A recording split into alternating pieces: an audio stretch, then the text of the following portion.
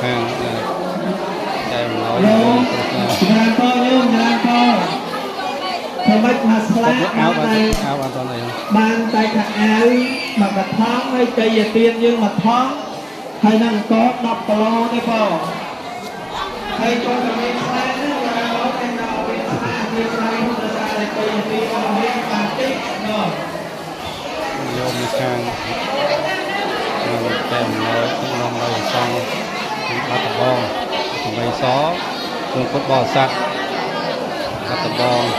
បានយកអំណោយចែកញាតិញោមជាខ្លួនមករកកន្លែងទីទួលសុវត្ថិភាពនៅវត្តមិនដាក់ផ្លាវវត្តដឹក110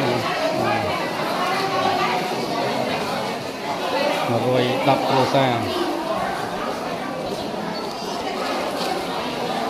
មិន